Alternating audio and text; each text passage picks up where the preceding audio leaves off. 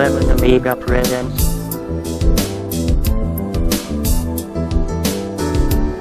a Playguide video review. Sit back and enjoy the show.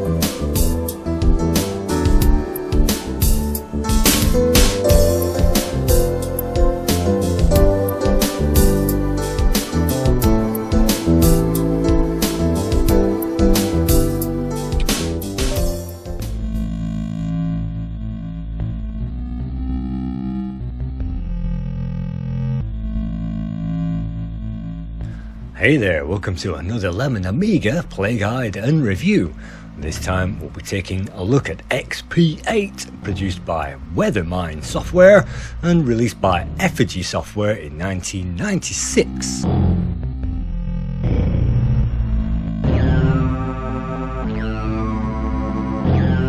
From the space-themed intro, we gathered that we are a starfighter heading towards alien territory.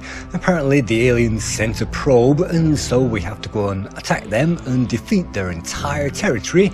And so it's our job to fly in there with an advanced starfighter with advanced tactical weaponry in order to blow every one of the alien scum up. And so finally we get to that title screen where we get to see the makers of this game. Matthew C. Waters is the coder, and pressing fire you get to enter that code word. Fortunately we get to skip that, and then we get to explore some options. And in this game it gives you quite a lot of options, so for this try I'm just going to select the easy mode and let's try this game out.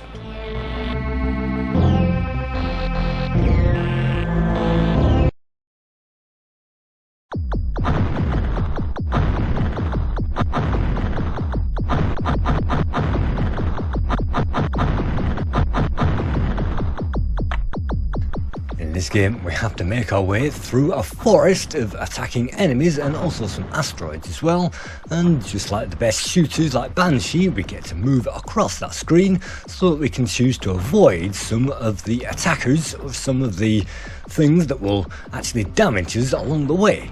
And we are given a number of mission objectives, and we still have 17 of the objectives to find, and those are in this case level 1 landmines, which we shall have to blow up in the air, so they must be air mines, but we still have 17 of those yet to find.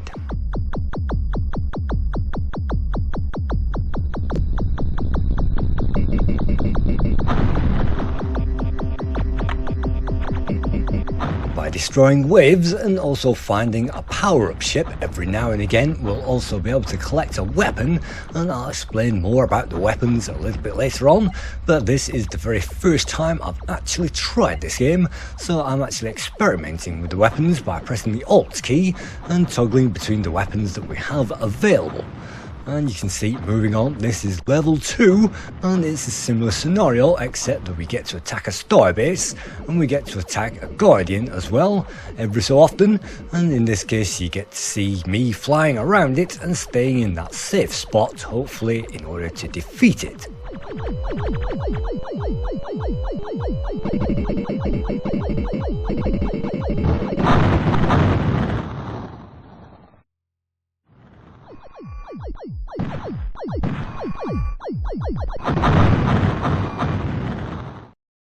And that's where I died on my very first try and my very first sight of this game in my entire life. And so that didn't go particularly well. You can see we can try again, but because we failed on level 2, that's a bit pointless really. It's better to try again, and hopefully we'll have some more shields and some more firepower by the time we reach that level again. And you can see at the end of the game it gives us a high score table with some medals behind it. But for this review let's just switch over to the 2-player mode and let's just use those options to make this game as easy as possible. You can see we can change the way the weaponry is selected by having an auto power-up system, and we can also have the power-up change intervals in front of us, or we can shoot the power-up to change that. And in this game we can even go into deeper options and customize that game. So for this review, let's just choose the very easiest options I can lay my hands on, and let's try to get further with this game so that I can give it a decent review. So you can see power-up efficiency can be changed, and mission objectives as well. Let's put that on easy. Shields, I've absolutely no idea what that does, so let's leave that off. And so let's press fire and let's check this game out.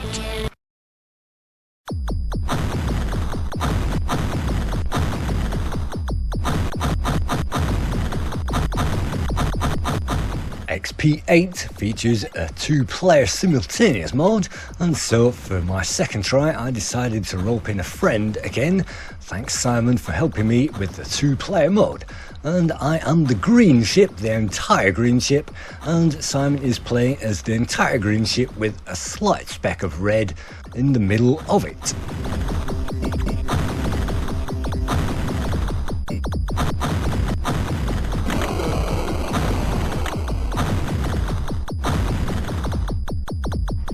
This game was released in 1996, and this was released as an AGA and a non-AGA version, and so we'll be testing out the non-AGA version to keep Amiga 500 players happy. Yes, this can be played on any system with this quality of graphics and this quality of gameplay, and so this is the ECS, well, the OCS version. You can see it has got colour changes and some snazzy effects, and the AGA version is again pretty darn similar, only it uses 256 colours.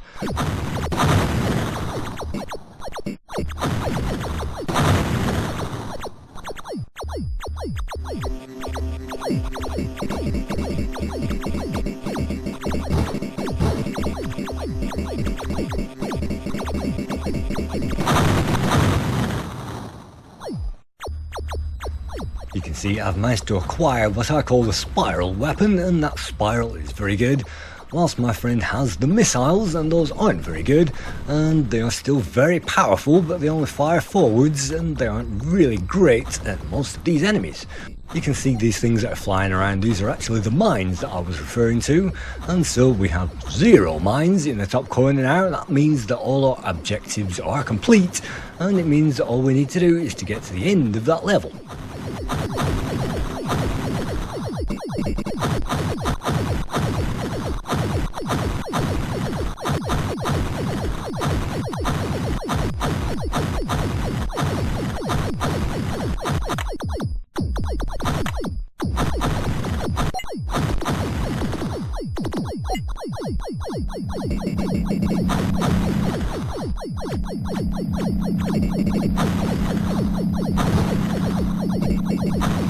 Taking a look at the 2 status bars, the very top status bar shows player 1's status, and the very first figure is the mission objectives remaining, which we can see is 0.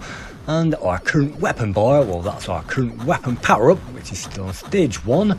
The weapon type indicator, it means we've got this tornado kind of thing going on. Your score is obviously your score, and number of shields left, well, I have 5, and my friend has got 7, so I am doing pretty badly, and you can pick up extra shields, of course.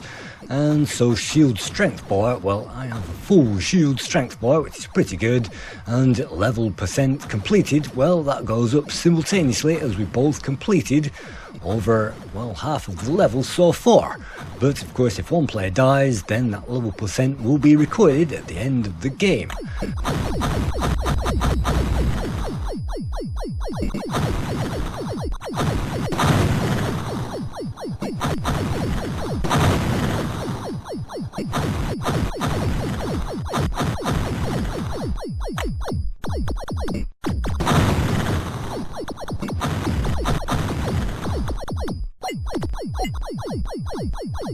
Juggling those weapons, we get to the first boss, and appropriately it's one of those flying discs that you see in all the alien flying saucer movies, and yes, we get to fly around it in circles again, like you've seen on most end of level bosses on most scrolling shoot 'em up games.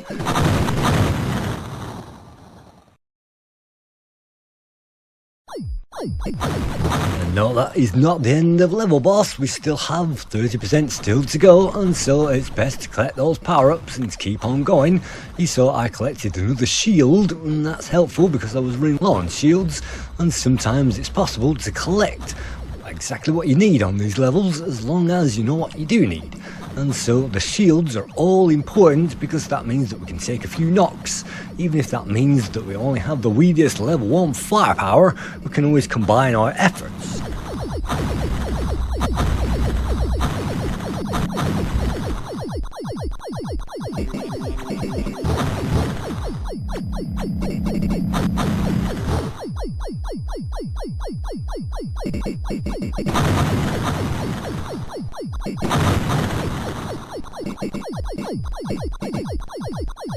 Even on the easiest settings, this game is very hard, and avoiding the asteroids is paramount, not like I'm doing sitting there and getting killed.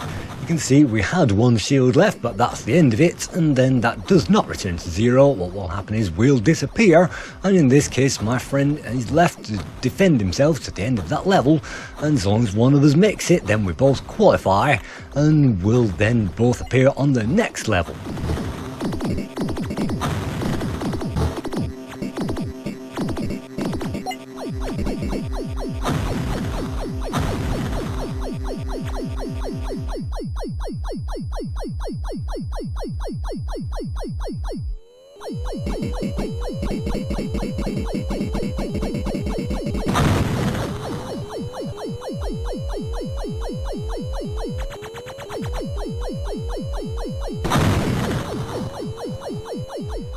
This time the end of the level boss isn't so easy, but you have to still fly around in circles and punch that thing in its weak spot, and unlike other games you can actually do that.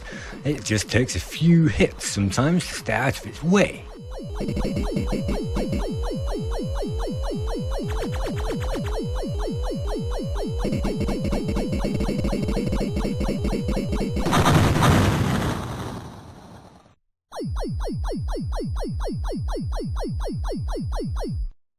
At the end of each level we'll gain some kind of a congratulations screen, and we'll also gain the password to the next level, and it's suitably a massively long password that you'll have to write down, and of course it's very easy to cheat your way through this game, but those passwords are still a nightmare. It can't be a memorable word, of course. It has to be something which is impossible. So here we are, this is level 2, and I think there are maybe 8 levels in this game. There are quite a few to be going along with, and I've not seen the end of the game.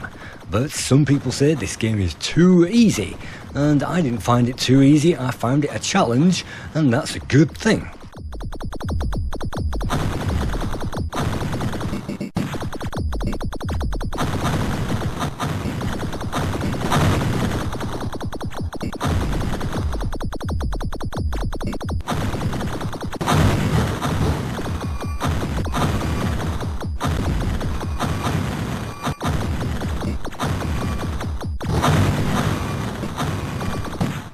Time we start a new level, all our shields will be restored, and you can see all our lives as well, as if that we had entered that password to continue.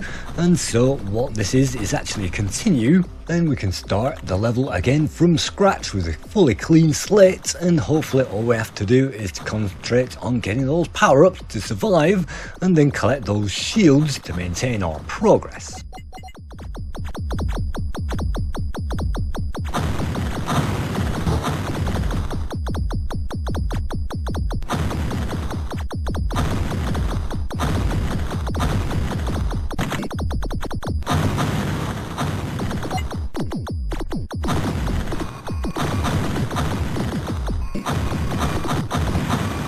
Not only is it difficult to press those alt keys, it's also difficult to choose the correct weapon, because we've just swapped the dual cannon for, well, a triple cannon, which is pretty useless. And the triple plasma launcher, as you can see, well, it's okay, but it's not that great, and if you're going to upgrade, it's better to upgrade to one of the better weapons, usually one that's coloured green.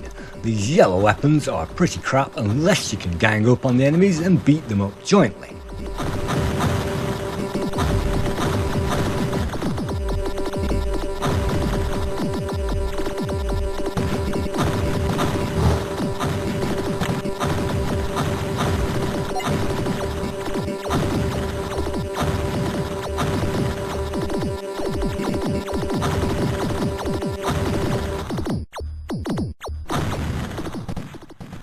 XP8 comes without music, but you can hear some sound effects, and periodically we will hear some vibrations and some humming going on in the background.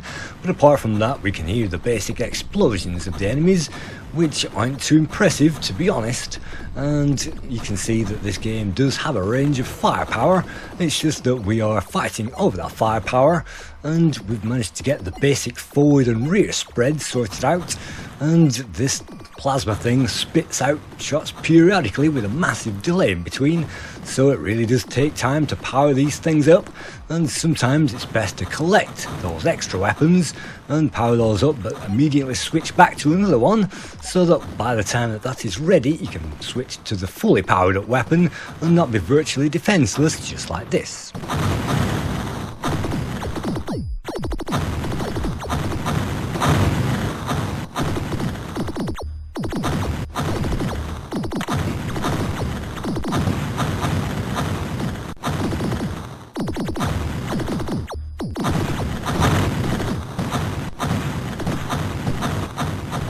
I was waiting for health, but the enemy nudged me into a shield, and so that's not so bad.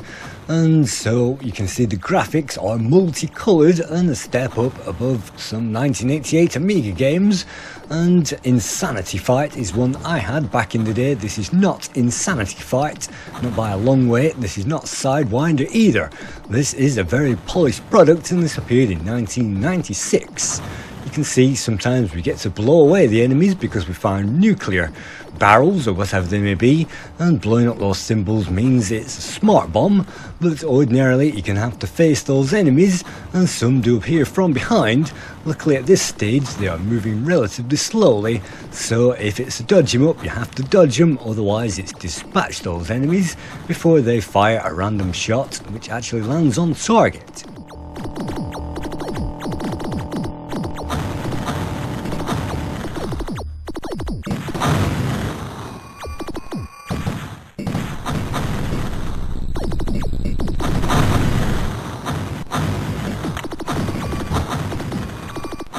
You might not be surprised to learn that I'd never even heard of this game back in the day, and yes, I was still collecting Amiga magazines well into 1997, but I'd never even heard of this game. And the one magazine that I did buy, CU Amiga, did actually rate this game, and I'm sure I must have read it, but I never played it, and I never even wanted to play it until last year when I recorded this game in time for the Playguides, which I'm now finally releasing this year.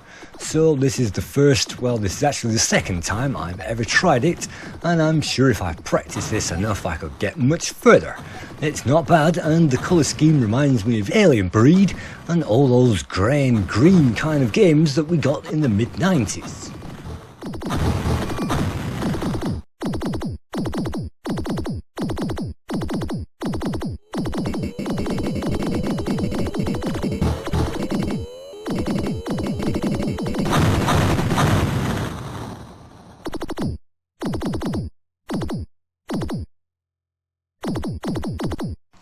Even though we've now got both jointly the world's worst firepower with a 1 second gap in between shots, if we fly at the top of the screen then hopefully we'll get those guys before they destroy us, and in the meantime if we both stick to the very centre of that screen hopefully we'll get a few enemies in the crossfire. But you can see sometimes the player is left on the side of the screen if the other player drifts off to one side, and so it's best to stick together if you're going to play this in 2-player mode.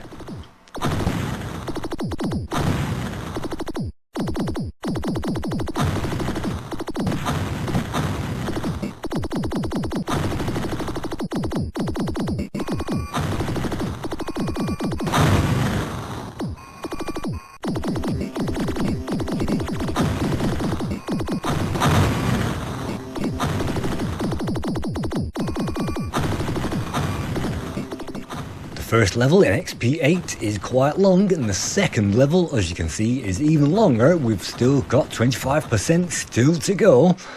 And if you think the Swiv levels were long, then this game is probably longer if you add up all the time that you end up playing it. But you can see that the levels don't change like Swiv and offer us a vast amount of different landscapes, and even in Hybris we got some scenery changes, and it doesn't feel like Hybris, it feels a little bit overlong on these sections. And of course these things that you can't ordinarily blow up unless you have the firepower. Sometimes this game does feel a bit raw sometimes, and unless you collect the correct power-ups you may feel like you are a little bit defenceless. But if you collect the best power-up, as I try to experiment with those, well, sometimes you can get right through those enemies simply by the best firepower.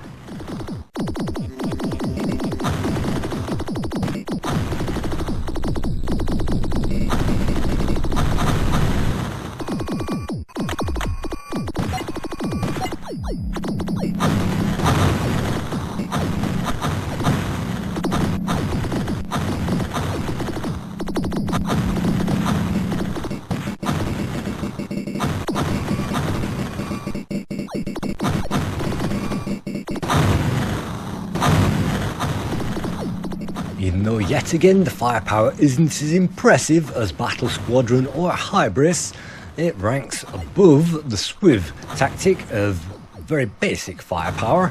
In fact, forward missiles is all you got on Swiv, and so this game does have variety, but there is just a little bit something lacking which I can't really put my finger on, which means this game can get rather overlong for its own good. But that's level 2 completed, and we definitely get a change of scenery for level 3, so let's write down that mega long password again before we press that fire button, and that disappears off the screen forever.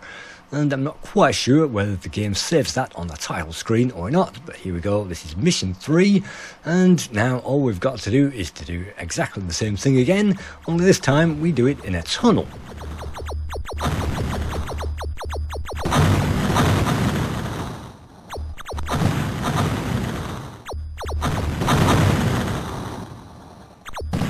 It might not feel like it, but the game is now running at twice the speed that it did before and scrolling twice as quickly, and those blue areas, unbeknownst to the two players playing this, those blue areas are actually lethal, and we will actually take a dive and a drop in shields every time we touch those blue areas.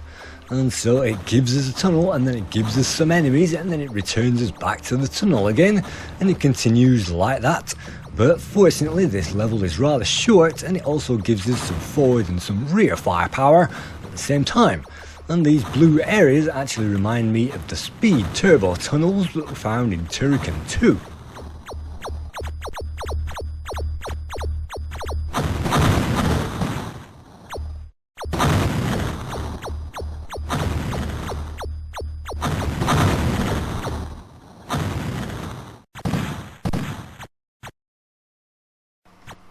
Those tunnels were the death of us, and they do appear quickly, so we have to be quick on the draw, and so that's the end of the two-player action, and that's as far as we got on my second try.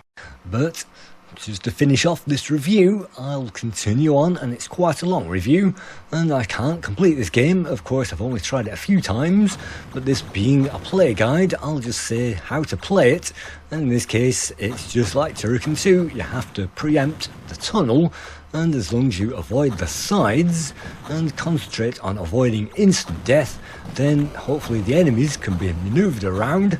And you can see that sometimes we can get some invulnerability and some special effects going on.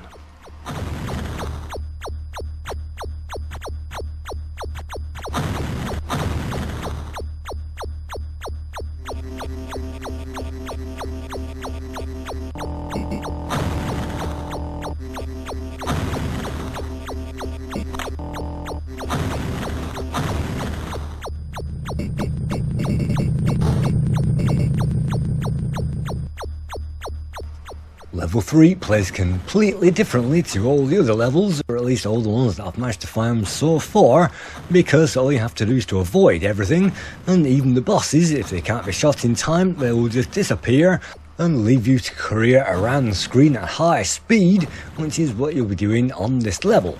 And it's quite short given the other levels in the game, and we're already approaching the first quarter of the way through it. so it won't be long before we reach halfway at this point. And it's not that hard, and it's pretty grueling because you have to be on the ball, and unless you are used to the tunnels when they appear, you'll have to sweat until you get used to that mechanic. But it's not bad, and it's not as hard as the Turrican games, as long as you veer to the bottom of that screen and anticipate those sections once they appear.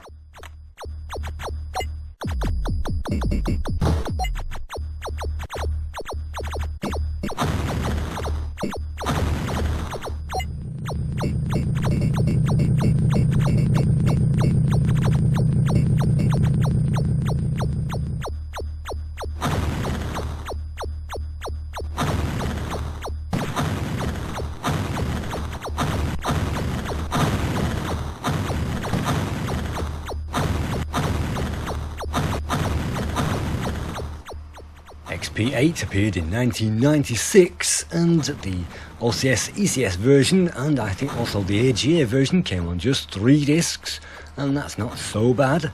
And the code in this case was provided by Matthew Waters, who only created 1 game according to the Lemon database. Before this, that was Bubble Gun, released in 1994, and that was also copyright Weathermind Software, which I think he founded.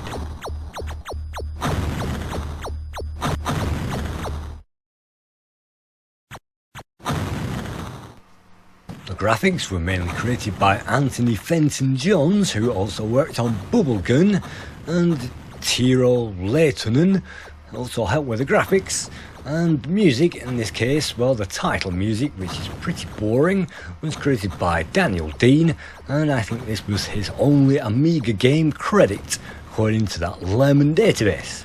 And you can see that we have reached now the end of level 3, and that's great. It means we can avoid the last few enemies altogether and completely, and make our way through to that password screen.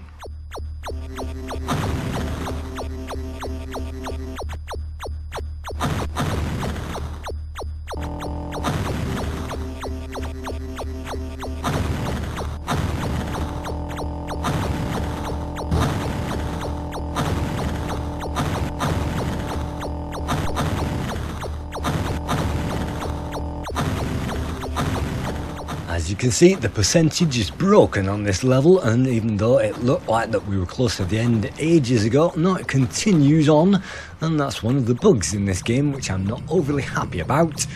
But eventually that 99% will change and turn red once we face the enemy, and yet again we are knocking down those points. You can see that we have 49% of the enemy remaining, and that is falling rapidly now that we finally have the best weapon collected at the very end of this level. And I think you have to collect up the weapons again from scratch at the beginning of every level, so we only just made it, and so the final instant deaths to go, and that's the end of that level.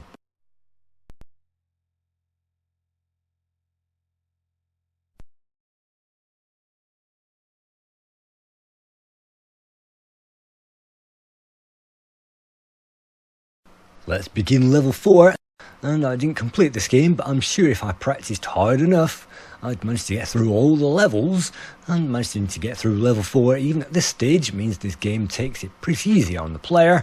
And yet again, yes, we have 7 shields remaining. Yet again, we have to build up our armor power and our defenses again from scratch.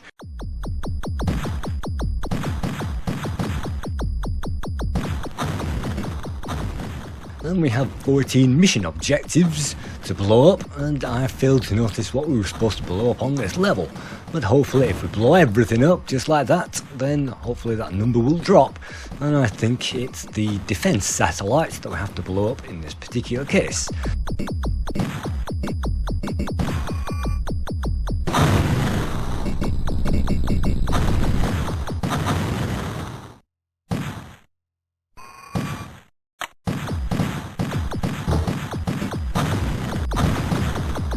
XP8 is a tactical shooter, but it can get a little bit overlong, so let's just speed this footage up by 300%, and that gets us through more of this review.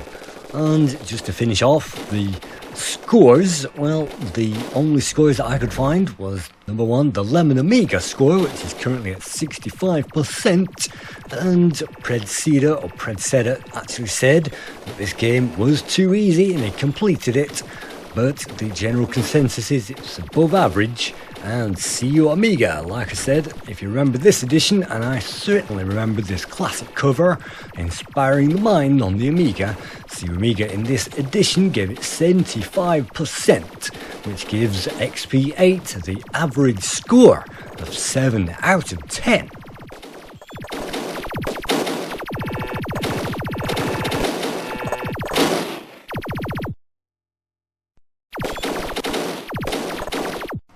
I think the graphics on offer are a mixed bag. You can see that we've found some very nice blue and gold levels, and it's not so often that we find gold. And we also managed to find a power beam there, so momentarily I blew everything away with a power beam. So things are good under the hood, and it could have been a heck of a lot worse. And you can see these onslaughts remind us of Silkworm, with all these attackers going on. So, well, let's just take a moment to slow down the footage again back to normal speed, and let's continue with our playthrough.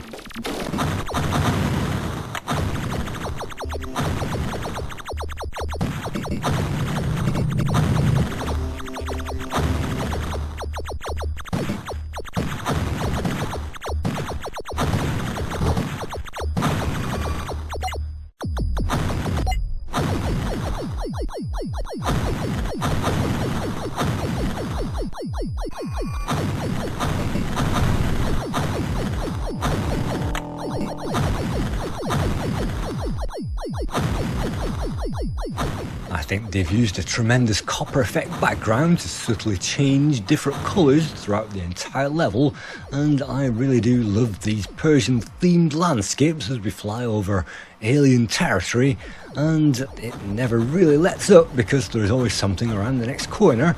There are pauses in the action to give you a breath, and then it's the usual onslaughts of holding down that fire button and hoping that you blow everything up before it blows you to pieces.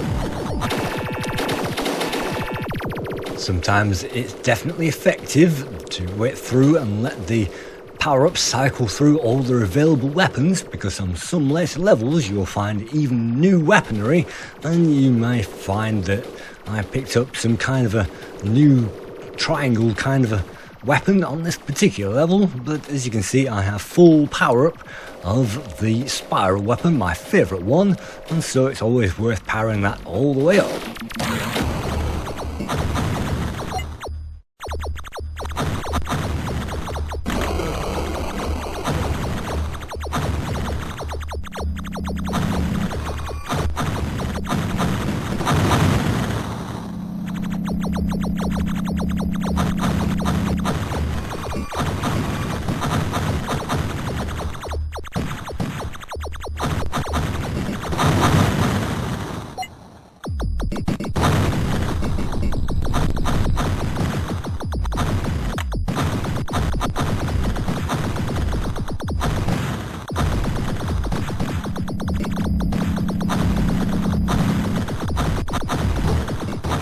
The power-up system seems to work fine, and now that we have some good weaponry, we can now speed our way through these levels.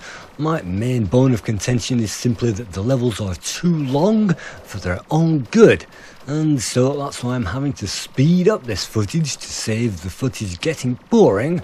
And yet again you can see that we're speeding our way through into the 90%, and the percentage actually slows down and takes even longer as we get towards the end of that level. And so this is level 4, and well, we'll actually be moving on to level 5 briefly after this. But you can see the difficulty from level 1 hasn't changed one jot, and as long as you have that firepower, you can take on every enemy in the same manner as you did before. The end of level boss is nothing in this case except for a spinning thing, and once you've destroyed it there are no more enemies, a couple of sentry guns and that's it. So here we go, this is yet again mission complete, and so that's yet another level completed. We're on to mission 5, and what kind of a difference would this be? Well, mission 5, this is an alien world, so of course it's got to be green and slimy, as all alien worlds are, and no, it's actually a technological level with lots of lights twinkling just like back home. And you can see the technology of the alien world is pretty much Western American, and you can see that they still have satellites and the same ships from level 1 and virtually the same firepower, give or take a few mysterious items. In this case we've found a random item, and it's a fire that actually fires in random directions seemingly, and that means that we are absolutely zero chance of hitting anything with that completely random and worthless item.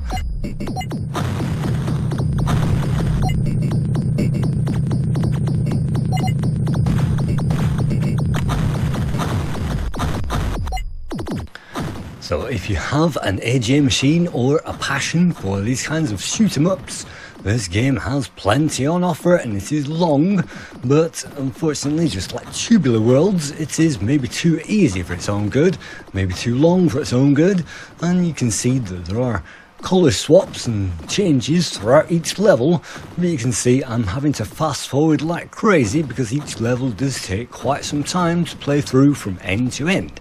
So I think that spoils its longevity, the fact that it's just too long, and yet again I'm skipping like crazy here, and this is just the same level. You'll find that the difficulty doesn't really change, but this is the end of my talent, and that's the end of my review. So thank you for checking out XP8, play guide and review by Lemon Amiga, and you can get on and try it for yourself. Thank you.